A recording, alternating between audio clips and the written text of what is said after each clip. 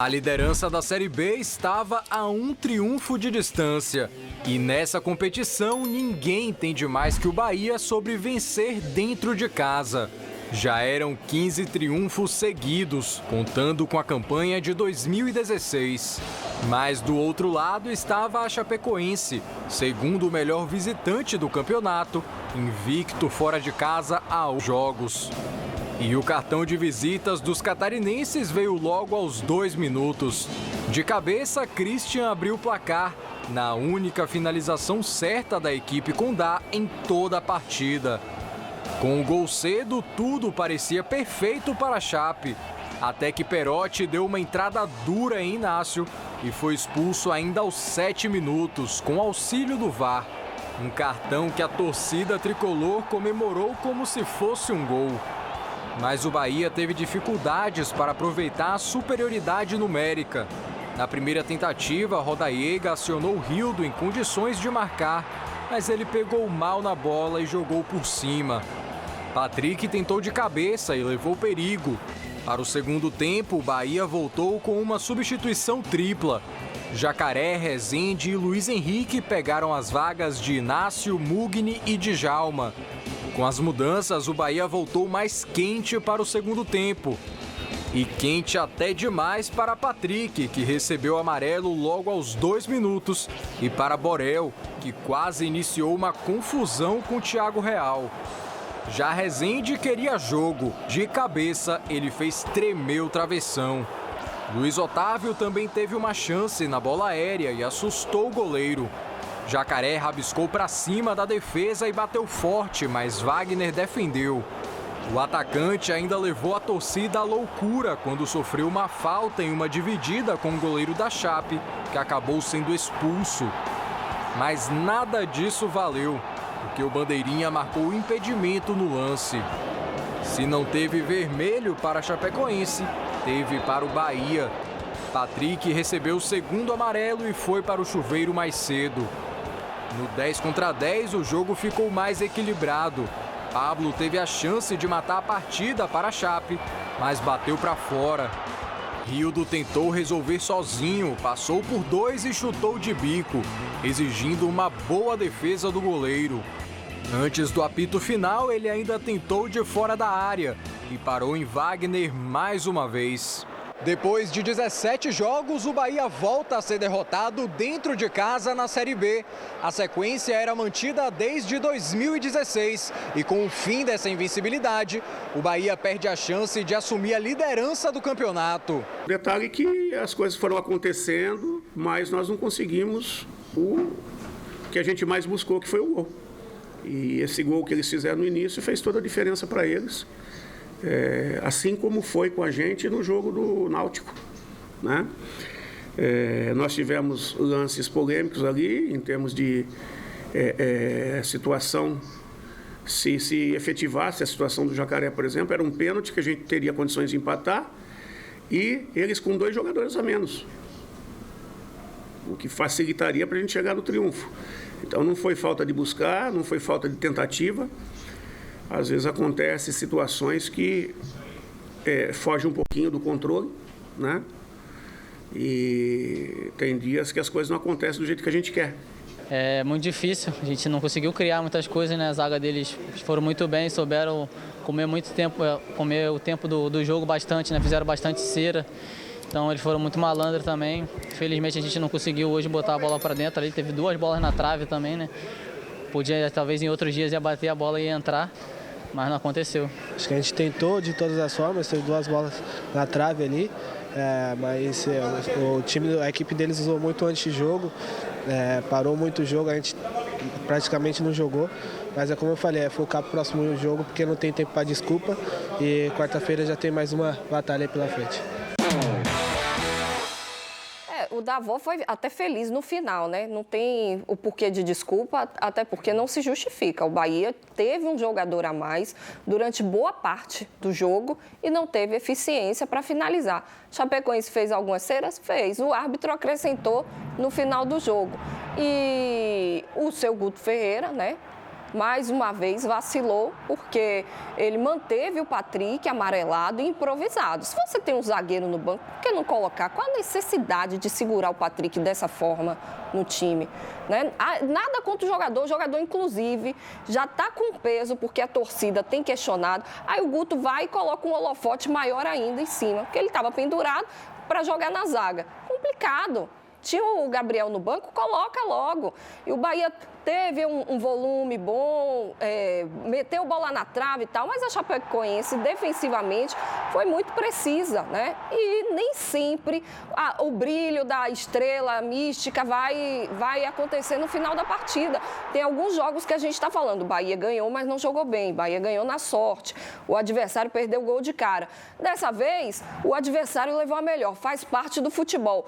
Tá tudo acabado? Não. Bahia tá bem, na segunda posição, tem 7 pontos de diferença para o Grêmio, que é o primeiro time fora do G4. No máximo vai ficar em terceiro, porque o Sport pode ultrapassar ele, mas é um alerta, porque tem coisas que precisam ser melhoradas. Assim, faltou a sorte realmente não compareceu no dia de ontem. Além de faltar a sorte, Guto, acho que ele tomou um chá, e não chá pecoense, mas tomou um chá estranho, que ele errou tudo ontem. Errou tudo que ele podia errar. Né? E aí você vê um time como o Bahia, tomou 1-0, tudo bem que um time quando toma um gol com 2, 3 minutos, desmonta todo o sistema. Mas o Bahia estava em casa, 28 mil pessoas, teve tempo, uma a mais teve tempo de acertar tudo, mas espera aí, estava cansado, só teve um dia, nem treinou. E a Chapecoense? Ela teve uma viagem longa também, teve o mesmo problema.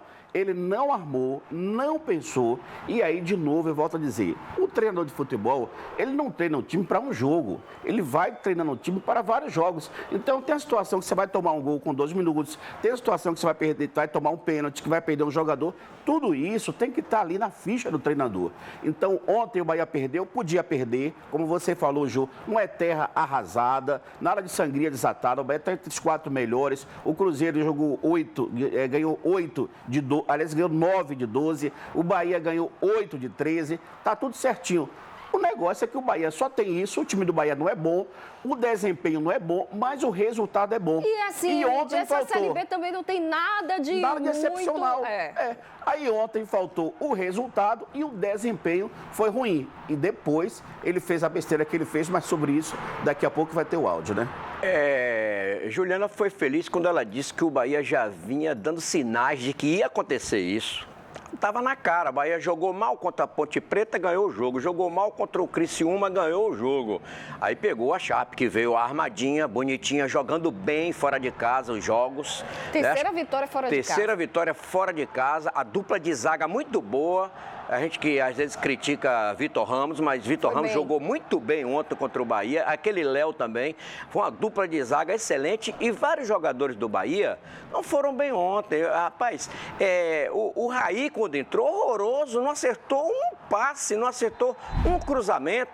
Jacaré tentou resolver tudo sozinho, mas não é assim, não se resolve tudo sozinho. E há muito tempo que a gente vem dizendo que o Bahia precisa de um centroavante para revezar com o Rodalega. A Rodalega é brogador, mas você vê depois que ele voltou da contusão, ainda não marcou nenhum gol. Aí você quer botar Davó como centroavante, não pode, Davó é de beirada. Arranja o 9, bota o 9 lá na frente. A gente vem pedindo essa contratação. Agora, de tudo isso de ontem, dessa derrota do Bahia, né? Eu escolhi ontem o pior jogador, o Patrick, né? O Patrick foi o pior jogador, porque o Bahia estava até os 20 minutos do segundo tempo jogando com 11. Já estava difícil ganhar o jogo, empatar e virar. Aí o Patrick vai e toma aquele segundo cartão amarelo, vai expulso. E a gente escolheu ele lá, o pior jogador da partida. Agora, tudo isso, vocês disseram aí, não é terra arrasada. O Bahia está no G4 para subir. Se o campeonato terminasse hoje, o Bahia estaria na primeira divisão do futebol nacional. Agora, tem um detalhe muito importante. Tudo isso aí, a gente até passa. Agora, xingar a torcida do Bahia, Guto Ferreira, deixa eu te dizer uma coisa. A torcida do Bahia é admirada até pelos seus adversários e rivais. E você xingar a torcida do Bahia... Isso não existe, meu amigo. Isso aí é pedir para ir embora. E um detalhe, João, ali, o torcedor, ele tem um gatilho. ele tem 2 gatilhos. Se ganha, ele vai vibrar. Se perde, a única coisa que ele pode fazer é protestar. E ontem ele tinha todo o direito de protestar, de reclamar, de xingar. O estádio de futebol é para isso. Agora, quem não pode fazer isso é o comandante do barco, que já é preparado, tem mais de 50 anos de idade, já tem 5 décadas de vida e de experiência, então jamais ele poderia, se fosse um garoto de jardim de infância, um adolescente, olha, não faz isso não, eu vou dizer, mas um técnico de futebol experimentado, fazia o que ele fez, ele pediu desculpas, não resolve. Ele errou muito. Aliás, ontem ele errou tudo, até no comportamento psicológico dele. É verdade. E o torcedor hoje, Ju, me permita? Claro. O torcedor hoje não é mais burro, não. Conhece de futebol. O torcedor estuda futebol. Tem torcedor aí que conhece mais de futebol do que certos treinadores que temos no futebol nacional. Então você tem que ouvir a voz que vem da arquibancada. Há muito tempo que a torcida do Bahia está pedindo para sacar Marco Antônio, está pedindo para sacar Patrick, mas você não ouve a voz que vem do torcedor, que vem da arquibancada. Você tem que prestar atenção nisso. Ninguém é dono da verdade, meu filho. Ninguém é o dono da verdade. Então você tem que passar a observar mais quem também está te dando uma luz, entendeu? Agora, e aí, de fato, ele também tem um elenco limitado, né? Sim. A gente tenta ver assim, mas olhando para trás, tem quem para colocar? Esperar aí a janela do segundo turno abrir para ele começar a reforçar. Mas ele também não pode dizer isso depois que acaba a temporada, como ele falou da temporada passada para essa. O Bahia tinha um time limitado, por isso que nós caímos para a segunda divisão. Vai esperar acabar? Bota a boca no trombone, meu filho. Fala aí, pede contratações aí, Belitânia. A janela está fechada, tudo bem. Mas se não contratar agora, quando a janela abrir, não tem mais ninguém para contratar. Até porque no início do ano ele contemporizou bastante, né? Ele mesmo disse que não precisava contratar centroavante. Ele participou do colegiado de contratações. A gente entende que o elenco do Bahia não está fechado. Agora, em julho, vai precisar contratar. O próprio presidente já falou sobre isso. E eu espero muito que, quando essa janela abrir, já tenham os nomes engatilhados. Sobre o comportamento do Guto, eu digo muito que o futebol, ele anda casadinho com a pressão, né? Sim.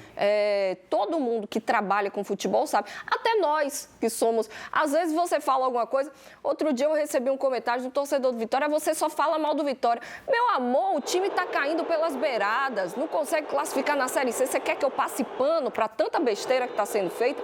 Não passo, não. Nosso papel aqui é dizer o que está acontecendo de fato. Às vezes o torcedor não gosta de ouvir. E eu já falei aqui 500 vezes, não sou amiga de dirigente nenhum para estar aqui alisando ninguém, entendeu? No caso do Guto, como o Emílio bem disse, um treinador experiente tem que saber que não pode cair nessa de estar se trocando com o torcedor. O torcedor está ali no direito dele. Afinal, ele pagou o ingresso, que foi caro, diga-se de passagem, para ver o time perder em casa e ficou frustrado. A reação que ele tem é xingar. É a correta? Eu, por exemplo, não faria, mas cada um está ali, faz o que quer, não usando a violência. Você tem que, Guto, entrar por aqui, sair por aqui, porque esse tipo de conduta só vai acalorar uma relação que já não é das melhores, porque ele vive assim, né? Amor e ódio com o torcedor do Bahia. Ele pediu desculpas. A gente é sujeito a erros, né? Imagine a tensão do jogo, numa derrota, numa partida que poderia nos colocar na liderança, que é o que mais a gente queria. E aí eu fui ofendido. Eu fui ofendido e retribuí a ofensa. Peço desculpa para ele. Eu, na condição de treinador, não poderia ter feito, né? Mas, infelizmente, ou felizmente, eu sou ser humano, sujeito a erros, admito meus erros, né? E tenho, por ter o máximo de respeito para o torcedor, eu estou pedindo desculpa para ele agora, no ar.